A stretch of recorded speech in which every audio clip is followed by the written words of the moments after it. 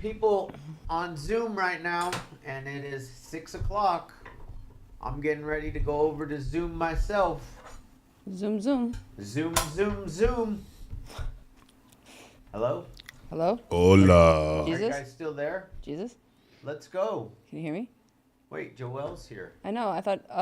Wait, Joelle's here. Sorry. Bye, guys. We're going over to Zoom.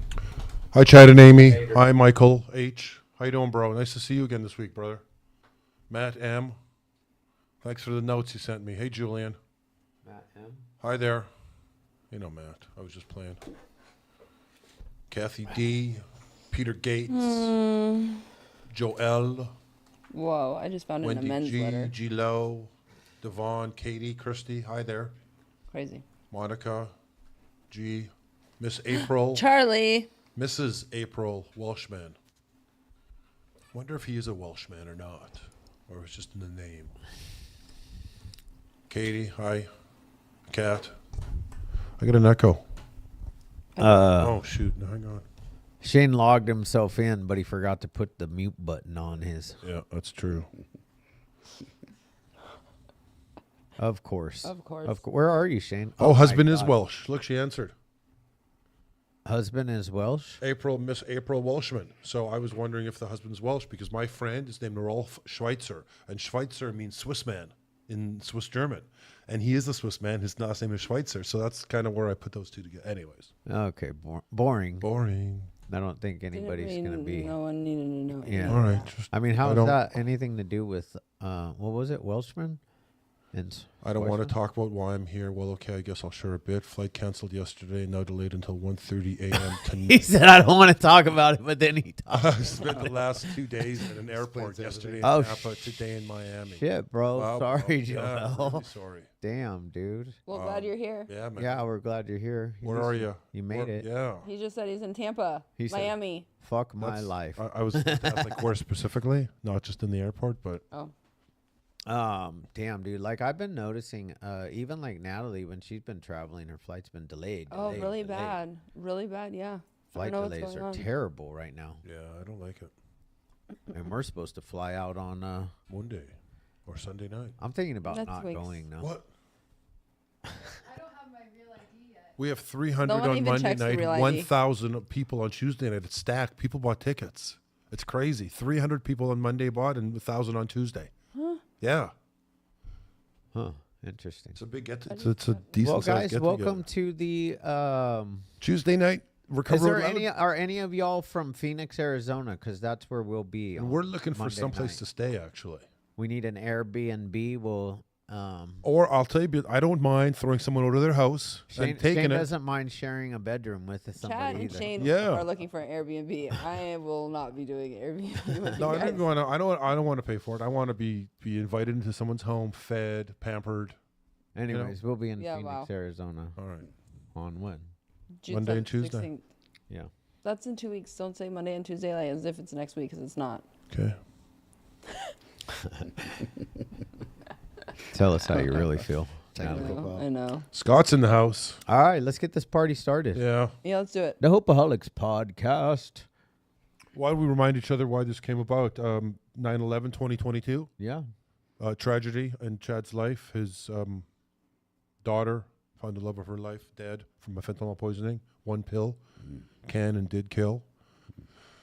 And from that, after all the crying and what have you, this came around.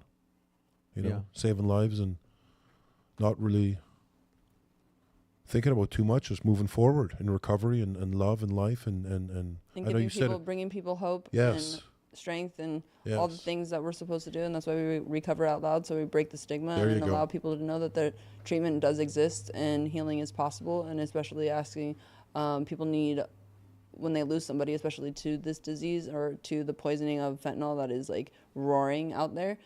One, we need to spread the knowledge, and two is a safe place for others to come and get the support and love that they need. And you always think, who's going to be the jump on that grenade when the grenade's thrown into the crowd? When people that knew Justin say that he's the guy that would jump on that grenade, and that's what happened here. Yeah. Yep. That's basically what happened here. Yeah. So Hundreds, yeah, tens of thousands of lives are already being saved. Right. So, Including because- our own, yes. because this gives us a sense of purpose. And you we know? came together. We're a family. We've Yeah. gone in a direction that otherwise we would have never, ever, ever, never taken. For sure. Yeah, Never. true. So yeah, thank God for whatever He has in store. Amen. You know. Amen. Scott. Yeah, Yes. bro. Hey, thank you for allowing me to come. Yeah. Are you excited? Yeah, totally excited, totally stoked. I love Nice. the facility. I love your organization, the staff. Everything is wonderful. You guys are triple A team here. You guys are awesome. I love talking about Hope by the Sea. I send a lot of clients this way. I'm really proud of this place. First thing I do is you got to go to Hope by the Sea because you guys offer the different programs Yeah. that that really touch people. I go pick up people from the sober living to take them to meetings, and they're all saying how wonderful the program is, how everything is excellent. I got like 10 people in your program right now. Oh, nice. Yeah, so We appreciate you then. Yeah. We really do, though. Right. And thank you. We're going to give you about 20 minutes to share your experience, strength, and hope. all right, And your camera's right there. okay. And you have a little timer right up there. Yep. There's a timer on the TV. It says 29 seconds right now, but it'll 29 minutes. 29 minutes. All right. I said seconds. Yeah. You can also 29 seconds. Boom. you can throw something at me too. Yeah, yeah. so- We'll Let me figure know. it I out. could give you like a 5 or something. Right. So, thank you for once again for allowing me to come here and share my little testimony. We overcome by the word of our testimony. And I grew up, a normal kid. I was a normal kid. I had a family. Mom and dad were both doctors. My grandma was a self-made millionaire. She used to pick cotton back in the day.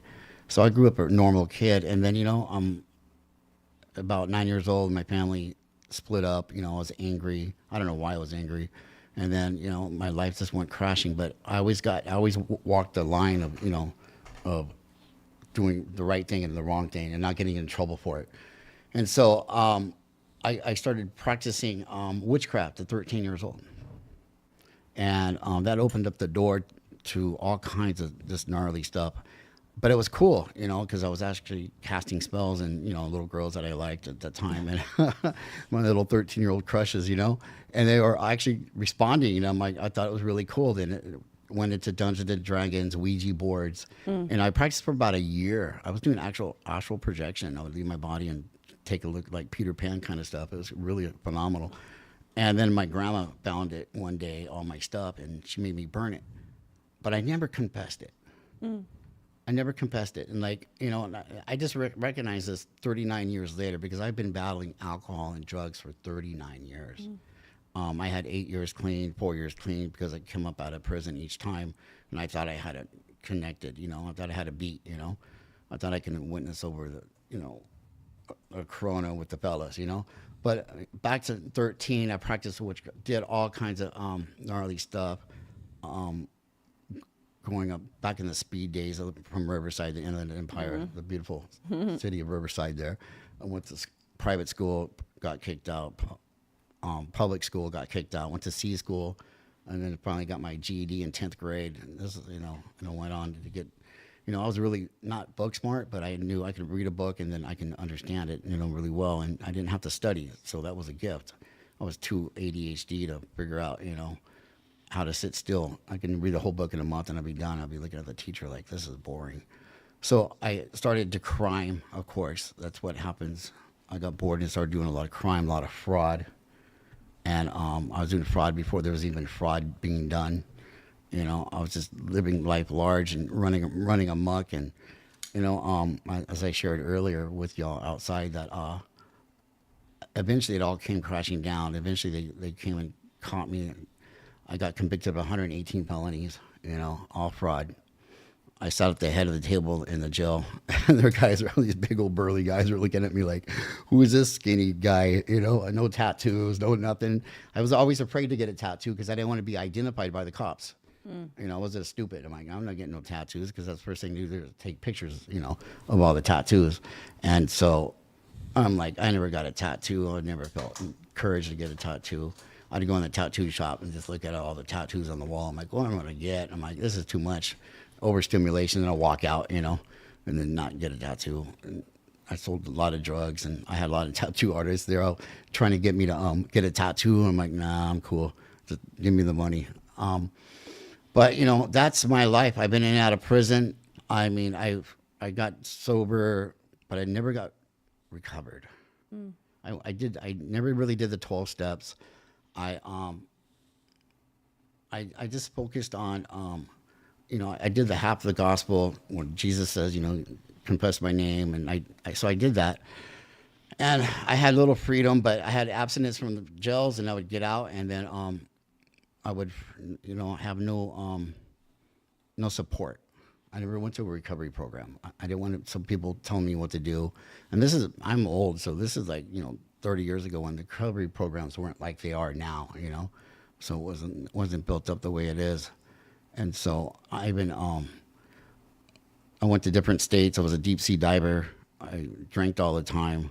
I still talked about Jesus, but I never surrendered completely to Jesus, and so it was just chaos. My life was chaos. I just kept doing things, just stupid things over and over and over, you know. There was no true freedom, no true, I always had the cravings. It doesn't matter how, I always white knuckled it. I was 4 years clean, 8 years clean, but I always white knuckled it. And I was like always wanting the drink, always wanted, you know, to go out and, you know, party. And that was it. And then I was living a life of misery. I was in a pit of despair. And it was horrible. And so it all buttered up. I had 8 years clean when my grandma died. I had no tools to fall back on because I didn't go to meetings. I went to a meeting one time, and there was a bunch of people talking, you know, crying about their dog dying and all this garbage, you know. And I wasn't even like, I couldn't relate with them because they were talking about these 12 steps on the wall. And I went and looked at them one time. I'm like, this has nothing to do with anything. These people are dumb, you know. So I walked out, you know, numerous times, you know, and just did my thing and didn't recover the way I thought it was supposed to be done because I knew better than everybody else. I thought I knew everything, you know, and it wasn't like that. Of course, because I kept falling back into the pit, you know, this pit, I would climb out of the pit, and then all of a sudden I'd fall right back into the pit because I kept practicing the same things over and over and over, expecting a different result, which they call insane. So I was living a life of insanity, thinking I was okay. You know, I built up money, I left an inheritance, and then all of a sudden I just lost it all because I thought I knew everything. So it brought me to the point of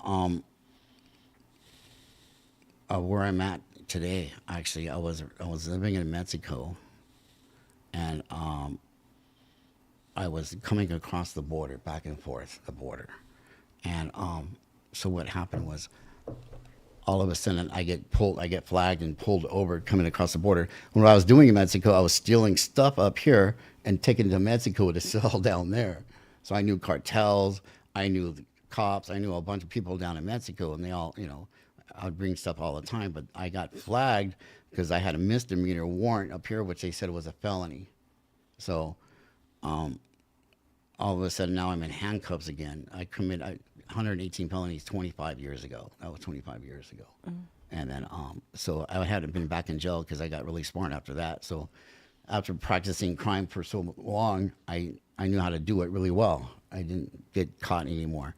So I had a misdemeanor for, during COVID, I went and rented a truck, or not rented a truck. I went to test drive a Jeep, and they closed the doors early, and I couldn't take the Jeep back because the doors are closed, and they reported the Jeep stolen.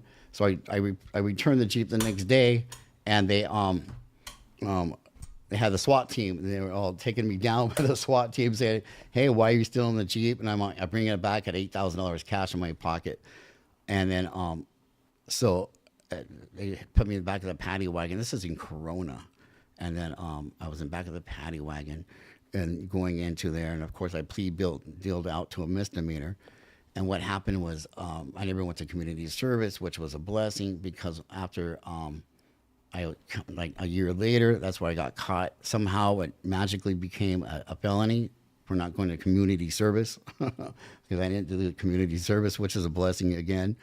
And so now I'm in San Diego jail, you know, and I'm tired of my life, you know. I was 53 years old, 39 years of this garbage, 53 years old. And I was just like, why is this happening? And over and over, you know, I dug a pit. My family just abandoned me, and I had nobody around me, which I did myself, you know. We all did that, you know. I did myself. And so this all leads up to the point where I came into the jails, and I was sitting there. It was a misdemeanor charge. I knew I was going to get out in 4 days. So I just got on my hands and my knees, and I just asked God to come and deliver me. I just had a day of reckoning. I'm like, this is sickening. It wasn't about the jail time.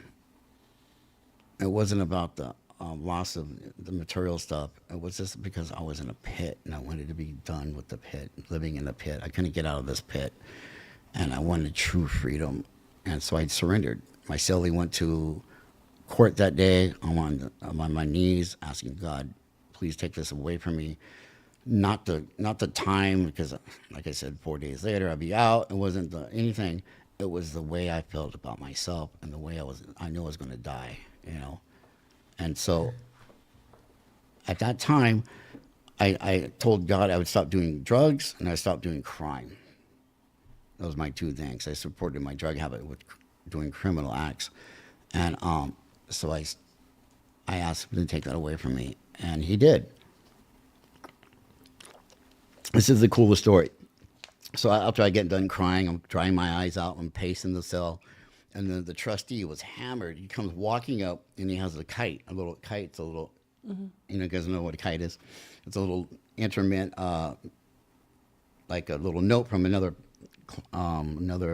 inmate, 2 pods down. It was my friend's Doreen. It was her boyfriend's brother. That was 2 pods down, and she found me in jail. I let her live at my house before. I sold her drugs. I did all this. I was really kind to her and her daughter. We were like family, because her daughter dated my boyfriend. And anyway, she found me in jail and gave me a phone number to call. This is 20 minutes after I got done giving my heart to God. All right, you're going to have to provide for me, and you're going to have to. That's all. His deal was he's going to provide for me, and I was going to stop doing the crime and the drugs. And then 20 minutes later, I had a way out. The little scroll, the drunk trustee came and threw it under the door, and then I had a way out. God gave me a way out. So I called, the next 20 minutes, I called Doreen from that jail cell phone, and I asked, what's going on? What's going on? How did you find me? And she told me. She says, I just decided to look you up. And there you were. Because they was looking for me for 2 years, because I was down in Mexico doing all the fentanyl, all the fencing of all the stuff. And that was huge to me. That was huge. So after that, I didn't have to go back to my way of life I was experiencing, because she was working with Ken Seeley, and had a sober living to go stay in too, because I was already had a month, 3 weeks clean. And then I didn't want to go into the treatment program because I was clean. I couldn't get into the treatment program anyway, and I didn't have the insurance and all that. So that's where I started my life, And when I got out of the jail cell, this is crazy too. When I got out of the jail cell, and I told God I wasn't going to do drugs no more. I told him I wasn't going to do crime anymore. Of course, what's the first thing that comes at me? Drugs. The guy I was walked out with goes, hey, bro. The cops didn't find the stash I had in my jacket. And I'm like looking at it, and he's all blink, blink.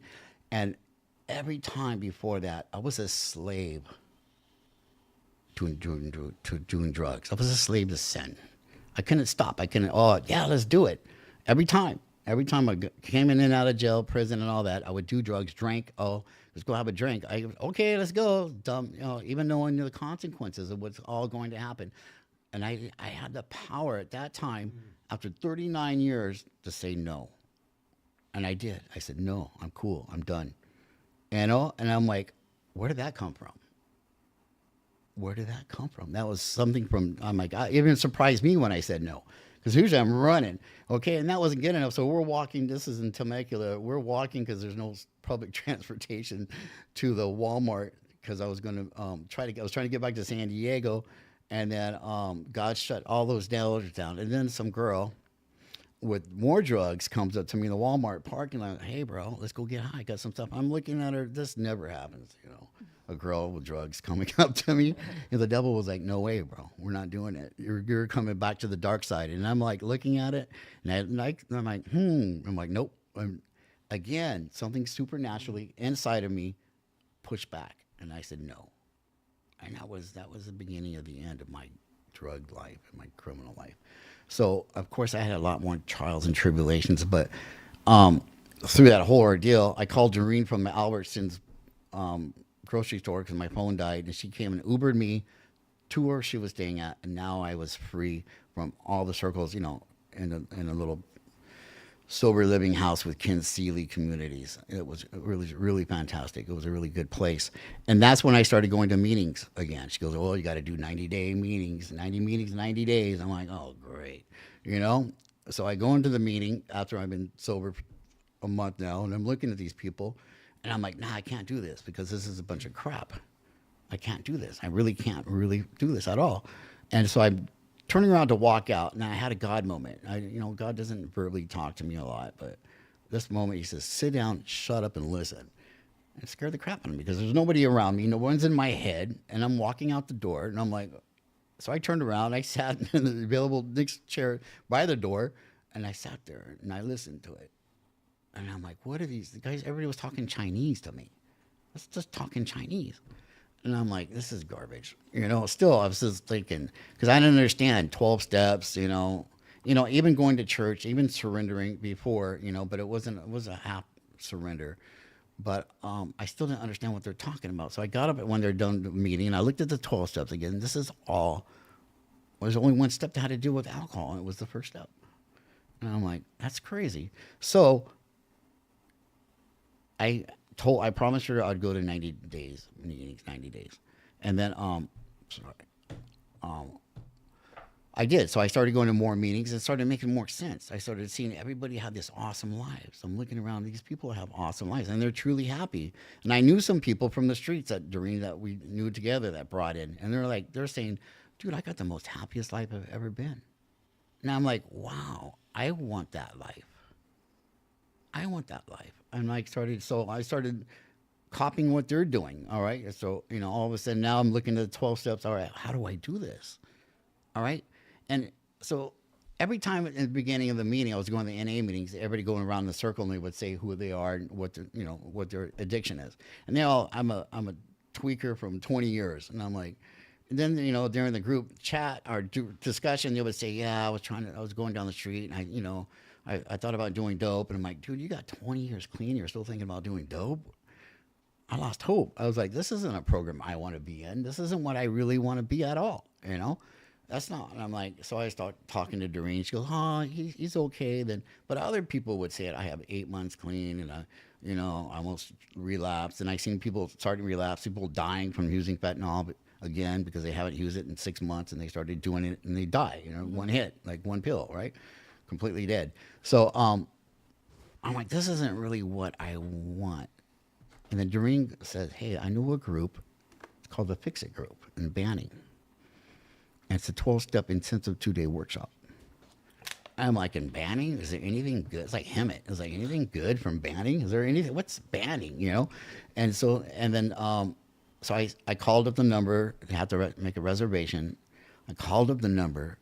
I got the number. And then I made the reservation there. Are you willing to do what it takes to get sober? And I'm like, yeah, I guess that's what I'm here for. So I go to this 2-day 12-step meeting. It's the most, and the thing, they give you some paper, and you sit in at one side of the table is the 12-step takers, and the other side of the table is the 12-step givers.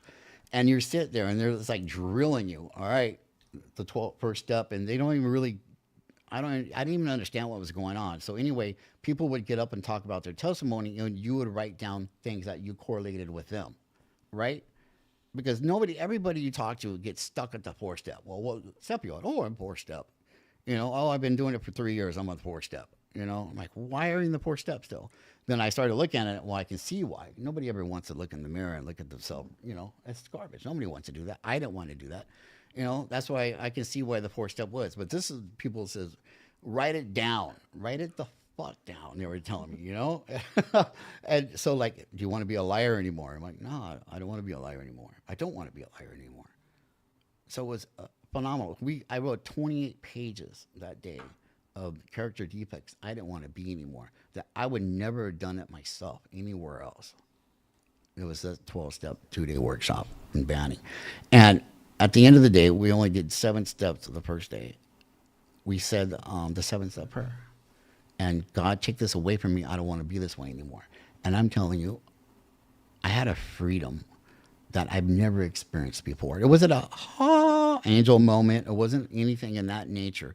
However, it was a freedom from what's inside. And the next day I woke up, wow. I was like, this is awesome. I can actually feel like a gorilla off my neck.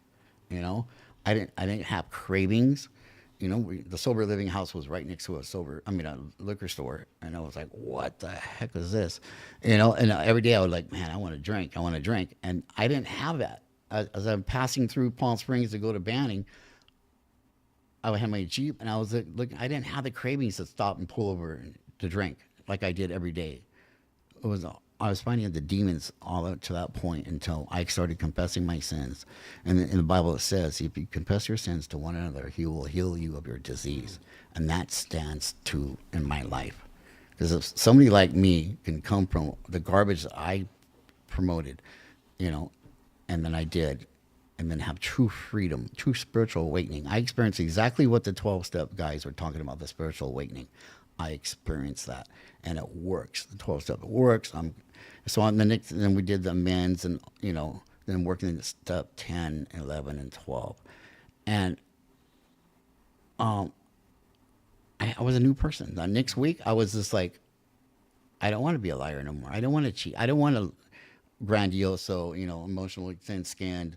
I don't even forgot the third one, but I don't want to be that way. Selfish. I don't want to be that. I was amazing. I was amazed. Life transforming. All right, that's 2 months into my sober. The third month, the beginning of the third month, I was God restored to everything I lost. I'm a general contractor. I started working around Palm Springs, and that next 9 months, I made $300,000. Wow, good for you. Yeah, you know, and then from that point, I had a friend call me from out here because it was hot. I hated Palm Springs. The Palm Springs lifestyle is not my lifestyle. It was just extremely hot.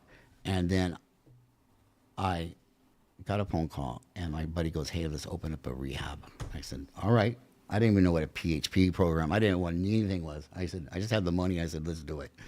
And so we opened up Mission Recovery, which is still going on. I'm not partners with them no more, but it brought me into the recovery industry, which where I'm at still today. And, you know, I would be driving by and I'd see homeless people, and I had such a heart for them because I really didn't like anybody else before, you know, 3 years ago. I give them my business cards. And I didn't know at the time that, you know, really it's frowned on, but I would pay for their insurance, you know, and it was not because I was trying to have any monetary for them, because I really cared for them, you know, and I didn't know insurance was free. I had no idea what the gambit was, but I'll be calling my friend up doing, hey, I want to pay for this guy's insurance because he wants to go into a program and he's homeless. And then from that point, you know, I printed up, you know, 1,200 cards, and I would pass them out to 1,200 people. And then that's to start rolling the ball. And then then I had all kinds of people calling me from, because Palm Springs is like a transit part of the world. A lot of people go there, and then they gamble, lose their money. I guess like Las Vegas, and then I would that went all around the country. And so today, now I work with Journey to Solutions, which is a huge blessing. And you know, last month, you know, I brought in 33 people to recovery. Wow. And you know, and most of them came here, and I love this place. So thank you for letting me share. Amazing. That was great. Thank you, Scott. Appreciate it, bro. Thank you. Amazing. I related to a few things. One, I had a call I'll never forget, like yesterday. I'm driving my Nissan Murano. I'm on the corner of 17th and Harbor, and the phone rings, and it's this guy. I forget his name, but his family made products for the defense system for the federal government. And he said, hey, I just got $10,000. You got a car. You want to head to LA? I got a guy. Bro, swear to God. I remember like yesterday, I just said, no, I can't do it. This guy had killed 2 people already because he was, Oh my God. he was always using. He was real heavy. You know what I mean? So that's same with me. I think I had like 60 days of sobriety. Awesome. Yeah. I got a Nissan Murano. Yeah. Great car. How crazy. Good car. I got it for $500. Yeah, You know, great yeah, it's $7,000. God's another blessing from God. It's awesome. Yeah. I mean, I didn't want to go into too much detail about my past. You know? Sure. I don't want to glorify all the garbage that I did. Just the highlights, you know. I You wanted, did great, bro. I wanted to focus more on, you know, what God's done for me at this point. I'm the happiest I've ever been in my life. I live in Dana Point. Totally. I live like 300 yards from the beach, you know. I got a little fat puppy I walk every day, a little bulldog Abigail. I walk that dog every day, and I'm just praising God. I'm the most happiest I've ever been. Every day I wake up content. I'm not a millionaire. I'm not making $300,000 a year anymore. I don't even care about that. I'm making enough to pay my bills and help other people. You know, trust God, clean house, and help others. That's you know, those are the little standby I live by, and it's great. Every day somebody's calling me, "Hey, bro, you just got the recovery guy," and I'm like, "Yeah, I'm here to help you. What can we do?" And I share a little bit more because they're all, you know, I'm like, "What's your drug of choice? What are you doing out there?" And they're like, "Really?" I'm like, "Dude, I'm not a cop, bro. Don't trip, bro. I've done way more stuff than you can ever think you've ever done in your little life." You know what I'm saying? Not to boast, but you know, to be on equal level. Of course. Yeah. Relatability. Totally. And then they open up, and then I'm like, "Hey, who else do you know that wants to get hope?" And then I'm pulling whole opiate bins out. So good. Amen. Thank you for sharing, man. Yeah, bro. Appreciate you. Thank you guys for letting me share. Of course. All right. We got a hand up. We got one hand up. We just got one hand up. Usually we got a couple hands up. It's Matt, though, of course. Wait, before Matt gets started, who's our time? So Who's our timer now? Devon took the commitment from Joelle, Uh-huh. and she is our new timer. But I don't see it on here. Or I think I see it, Devon, but I think it's going the opposite direction or the opposite way. It needs to count down. Well, we're at 55 minutes, 11 seconds. So it would be 25 if it was. Anyway, so we'll I think Emily has a 3-minute timer set and ready to go for this next Okay. little bit here.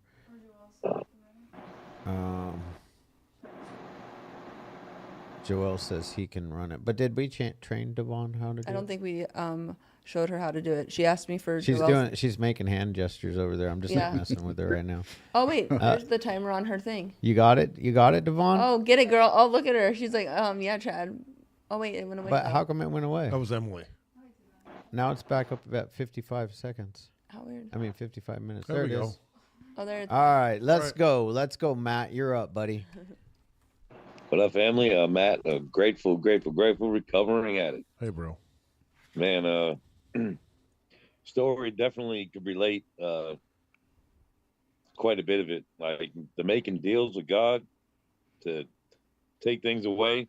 I don't know how many deals I tried to make, but it was a lot. And I never, ever stuck to them. Difference is today is I don't make deals with God anymore. I just gave up and gave myself to him. That's right. There's just nothing left to do. There's nothing left to do. Looking at all the pillars in my past and all the stuff that brought me through, I had no choice but to trust anymore. And I just live my life today as best as I can, and ask him to remove all of my shortcomings, because definitely not perfect by any means, but try to live the best I can for myself and extend myself to other people, and hopefully that's good enough in his eyes. And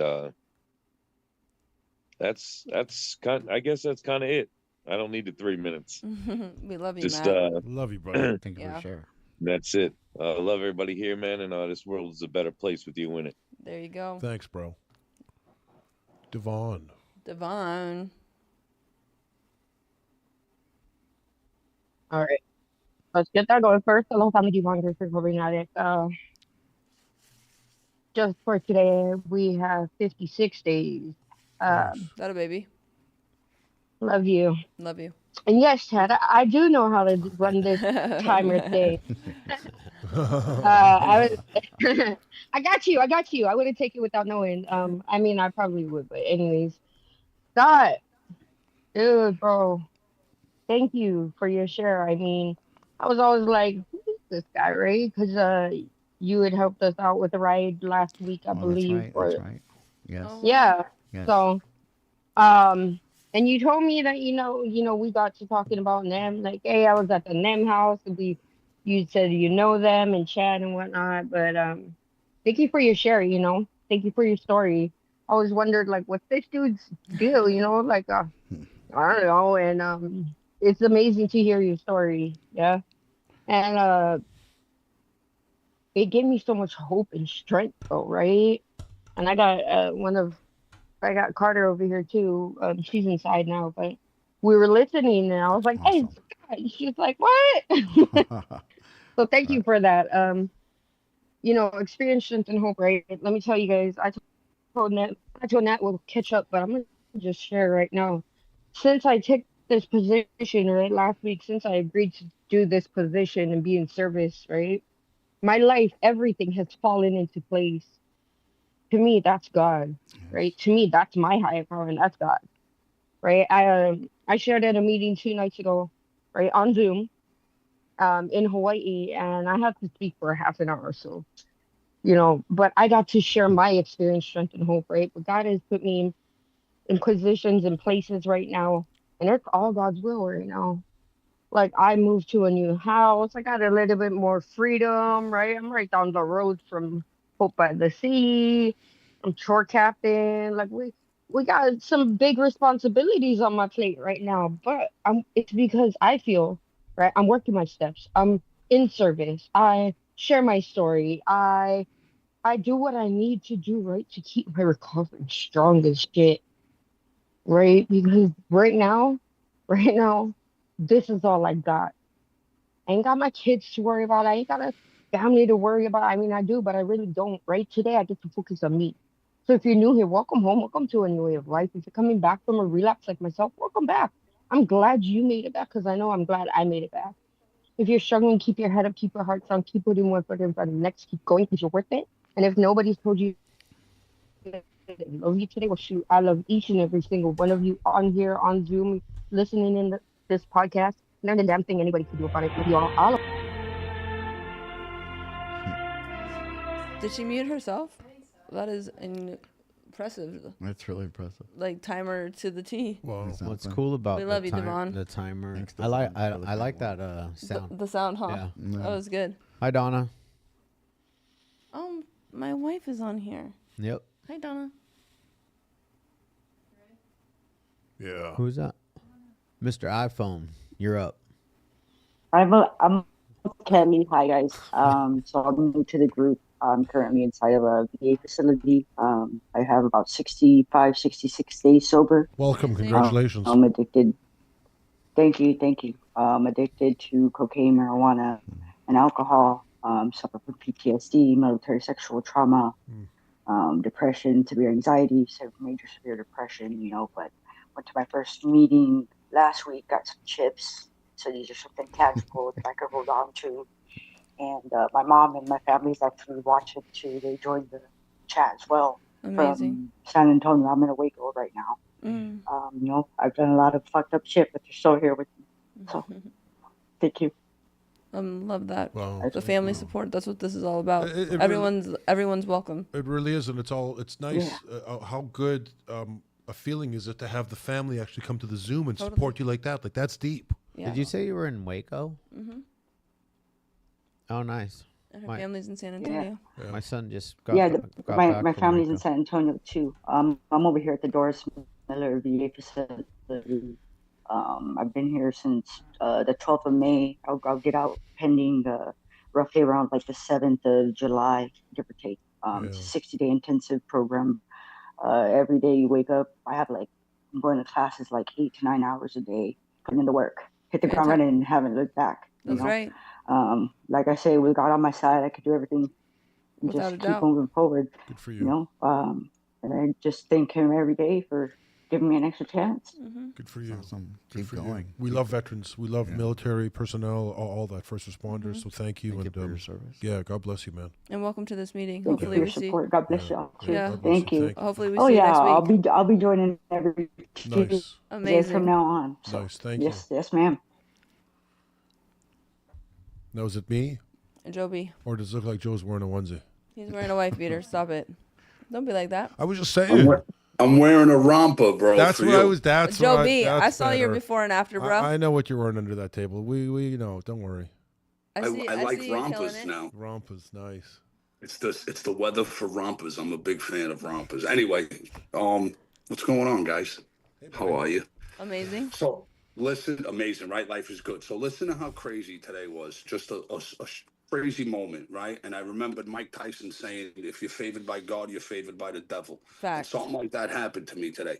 Life has been so good, like really, really good, right? And I remember when I was counting days, I'm sitting here.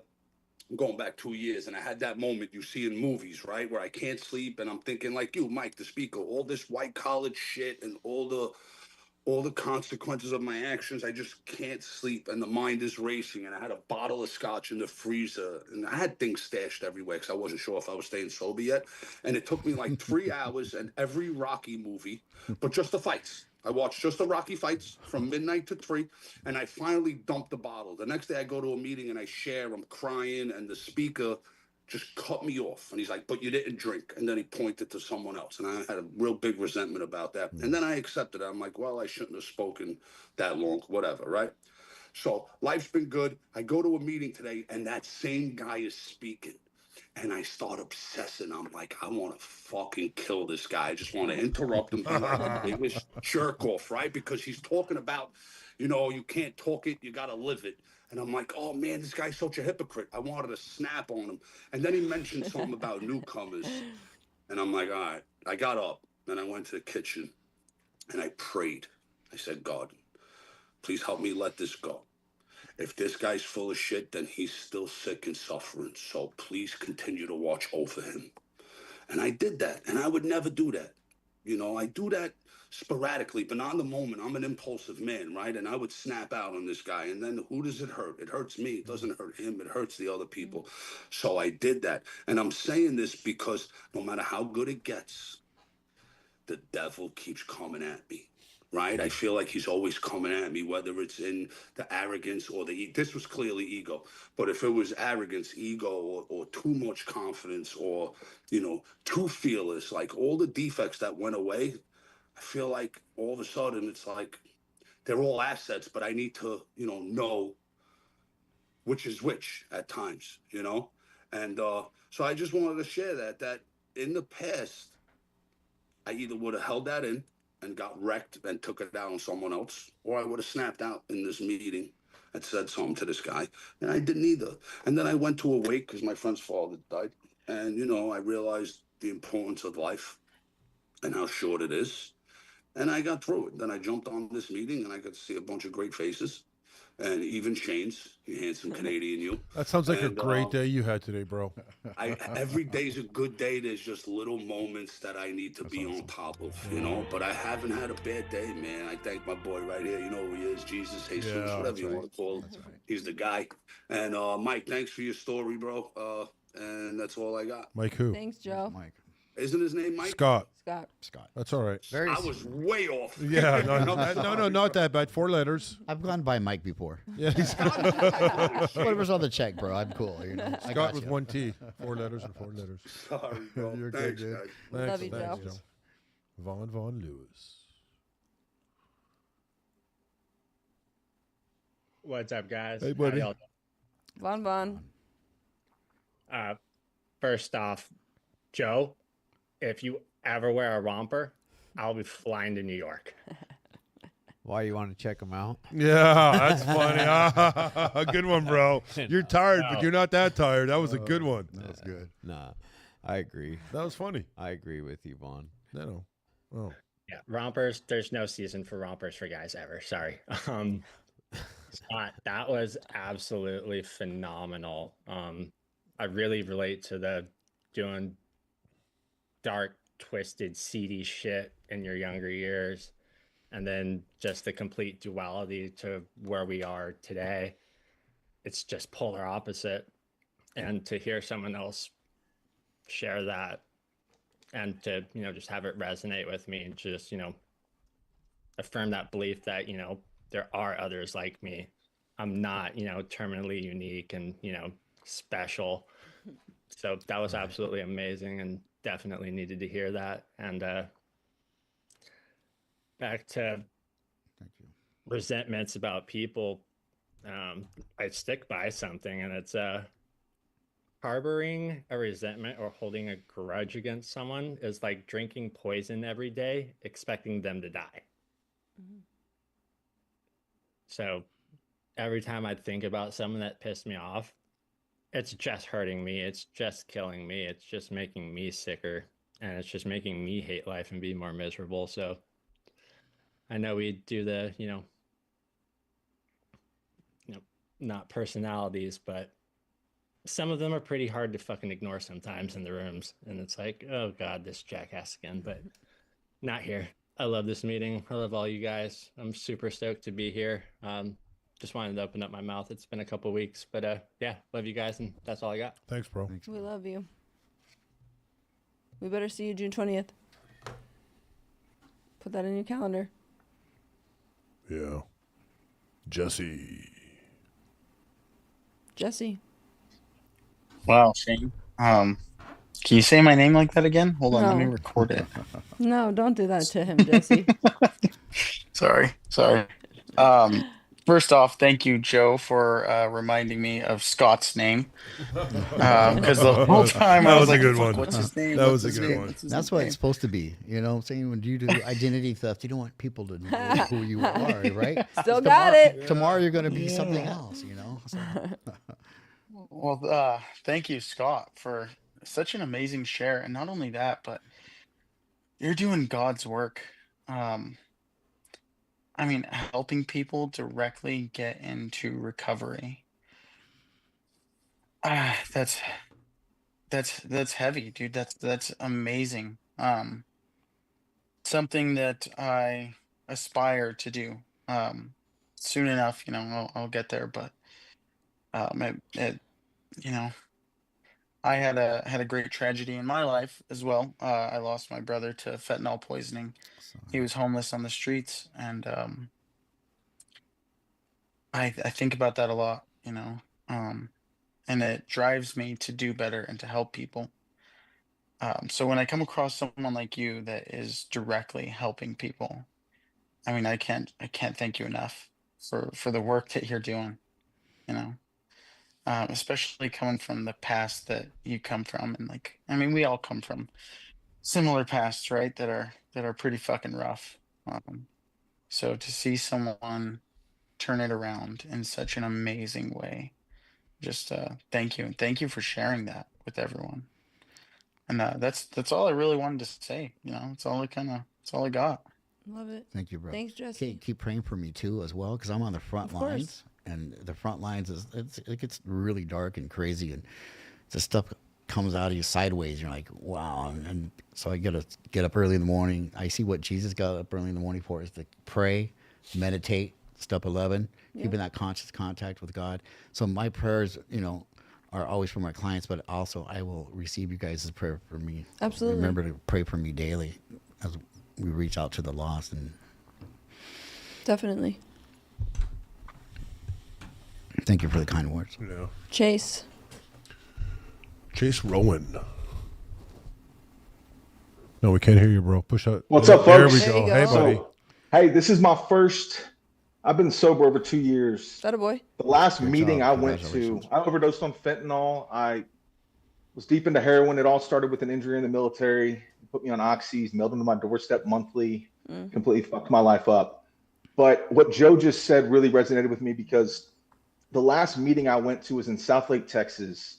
And it was an all men's meeting that I loved going to. It was my favorite meeting to go to. I've been to rehab twice, so I've done this whole, this world. I get the meeting shit. But I was in there and it was 3 days after I'd overdosed on fentanyl driving and had to get Narcan in the back of an ambulance, all these things. So I'm sharing this in this meeting and I'm in tears saying this shit. And the guy running the meeting, sorry, I get emotional talk about it, but he stands up and he goes, "That's enough."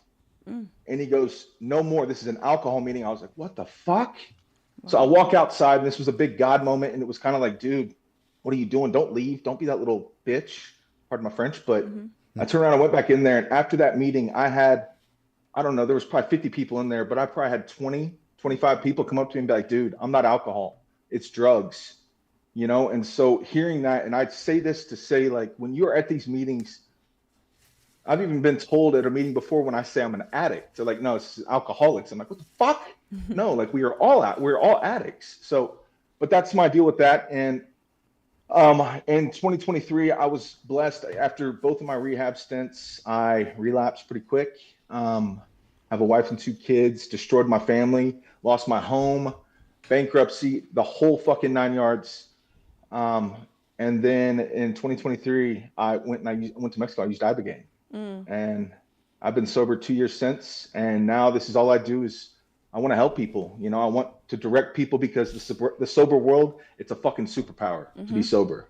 You know, it is. So I'm blessed to be here. This is my first time to be in like an actual meeting, you know, in a long time. So it's good to see all your faces. This is my group of people, man. We all get each other, you know. So that's all I got. Blessed to be here. Thank y'all for what you're doing. Thanks, Chase. Keep coming back, Yes, man. welcome. And what's cool about this meeting is you could say alcoholic, you could say addict, you could say whatever. You could say chocolate. You could say whatever whatever you want. You could talk about the steps. You could talk about not the steps. You could talk about Jesus. We don't really care around here, man. We just welcome everybody and we want everybody to recover out loud and show the world that this shit's possible. Yep. That's awesome. You know, it's all about getting better. This is possible. Doing better. Like we get to live a life today free from the use of mind-altering chemicals. Well, that's right. Most of us do. And Chase, just to tap on, I've been to an all-women's meeting in South Lake, so that's actually crazy. Yeah. For the little time. And thank you for your service as well. Yeah, bro. That's awesome. Kathy D. 81709. I saw her clowning her brother, telling him, "Matt, you better turn on that camera." Yeah. Right on. Kathy, grateful alcoholic. Dude, I was having a little tantrum because I've lost the meeting like 5 times. And I'm like, okay, what's up? And then I started crying and I'm like, don't be a little bitch. Right? I'm like, it's not about sharing. I want to hear what everybody has to say. But thank you so much, Scott. That you know, I loved that you chose not to go through every dark hole you went in, and for whatever reason I needed to hear exactly that, and the focus on how you recovered, because you were going to all these meetings and you were hearing like, you know, people being stuck and stuff like that. And then you got, I mean, that's a God shot, that program that you walked into. Totally God shot.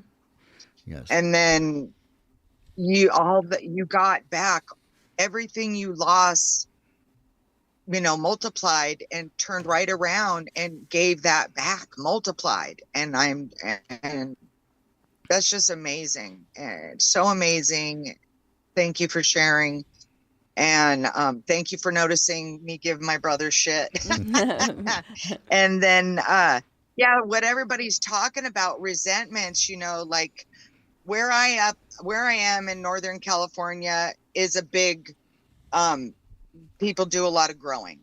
And when I first moved up here 15 years ago, and I'd be going to a meeting, and I mean, it wouldn't really happen very often, but somebody would start talking about their growing issues instead of recovery, and, you know, and like just all their growing drama. And I had a big resentment over that. So, and I love the way you handled that today, Joe.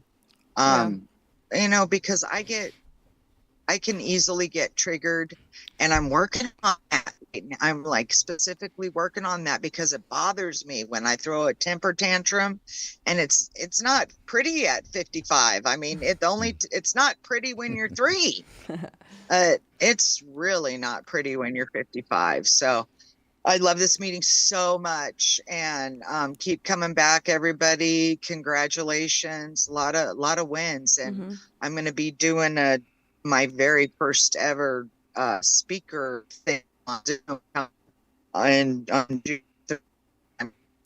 Amazing. if I didn't get nervous, that means I don't give a shit. That's right. So anyway, I just love y'all. Thank you, family. That's all I have. We love you, Kathy.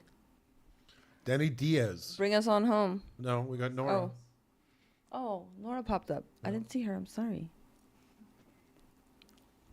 Just kidding. Hey, Danny.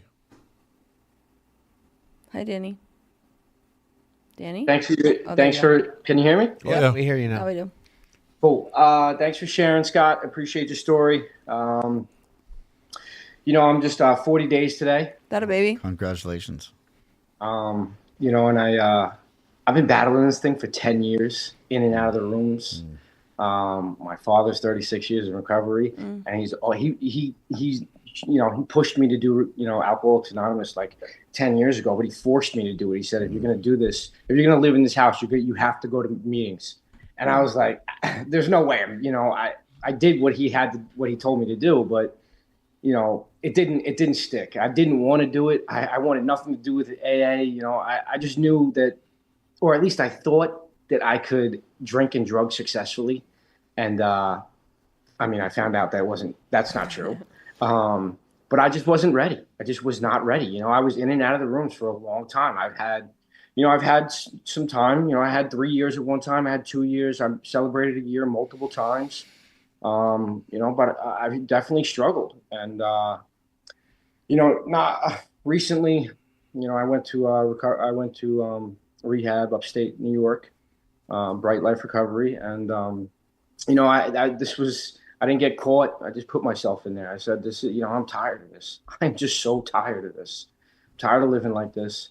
And, I put myself there, and it was a great experience. And, I just got out of outpatient. I was just in group a little bit ago, and we finished the group with these cards, and one of the cards was a reflection, and it said,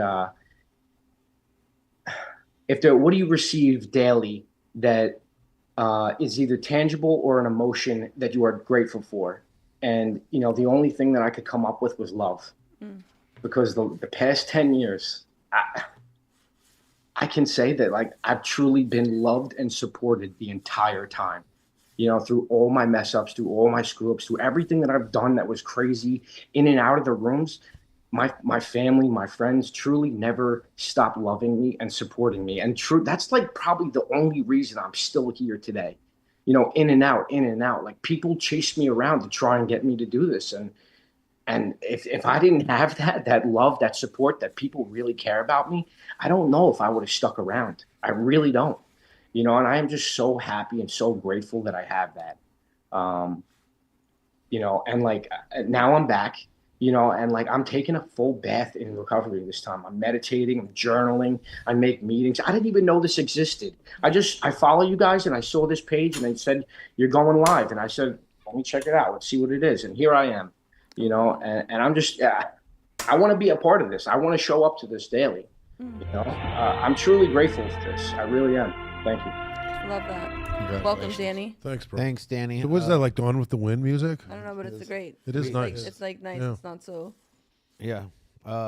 Again, Danny, thank you. And we want you to show up every week, Tuesday night, 6 p.m. Pacific Standard Time. The link is in the bio in our link tree. Nora. Bring us on home, Nora. Bring us home. Hey. Can you guys hear me? Oh, yeah. Wow. I don't know how I stumbled up among you guys, but you're awesome. I'm Nora. I'm an alcoholic. Nora.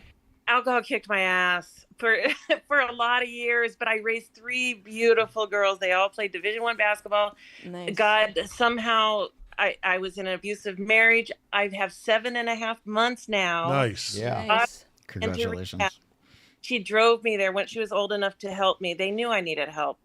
So my husband did too. I mean, everyone thought we had a beautiful family, and we did, but alcohol was not good to us. So anyway, I'm sober, I'm happy, and the last call, I needed all of you guys, all the love. I'm so glad I found you. Like, I think, was it Danny that just talked? But I'm just so glad I found you all. I live in Durham now, but I moved my family from Phoenix to South Carolina because my kids are mixed. I wanted to be around their Black family, and now I live in Durham, North Carolina, and I'm rocking this AA meeting, my home group up the street. And so just keep going, guys. We got this. Love you all. Love Wow. that. Welcome. I'm glad you're here. Yeah, thanks for sharing. Love that. Awesome. We love that. Congratulations on your 7 months. Welcome. It's that time, guys. Yeah. Yes. The time that no one else does. That's beautiful. Yeah, guys, if y'all can turn on your cameras because we are the only meeting in the universe. And Galaxy, shout out to Galaxy. Devon for bringing Yeah, the thanks, new Devon. timer And commitment. she's cooking something there, I see. Oh yeah, she's like the bomb cook. Good, That's good what she job, does. Devon. Yeah, that a baby. Way to show up. Sorry to suit up. call you out in the middle. The only reason why I did, I was like, well, the timer wasn't running for the first little. It part was running. It was just opposite. It But, was? You know, we won't. All right. But I got you, girl. Okay. You're co-signing her bullshit. That's my girl. She's a NEM girl. Okay. Cool. Devon's cool. All right, guys. Everybody, turn your camera on if you want. And Shane and I, we started a new trend 2 weeks ago, so we're getting up on our feet. Yeah, we are. And we're about to hit the button. You ready? Here we go.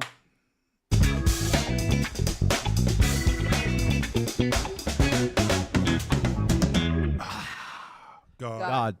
Grant me me the the serenity serenity to accept the things I cannot change, the courage to change the things I can, and the wisdom to know no difference. difference. Love you guys. Love See you you guys. guys next week. Record. Great job, Scott. Thanks, Scott. Thanks, Scott. And you picked up the NEM girl.